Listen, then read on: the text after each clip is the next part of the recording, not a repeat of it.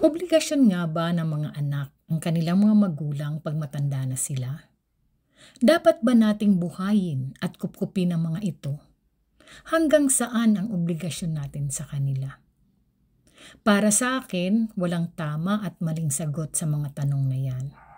Pero ang pinakamahalaga na sagot ay obligasyon nating mahalin at respetuhin sila.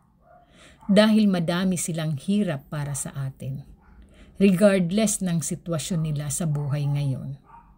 Minsan may mga maling desisyon sila before, pero di nila intensyon yun. Minsan di na abot ng isip nila, or di nakakahingi ng guidance sa Diyos. Kung mahirap ang kinasadlakan nila ngayon, di nila ginusto yun. Walang magulang na naghangad ng masama para sa kanilang pamilya. Pero kung mamahalin at rerespetuhin natin sila, nagawa natin ang obligasyon para sa kanila. Magiging mapayapa ang paglisan nila at pagpapalain tayo ng Diyos habang tayo ay nabubuhay.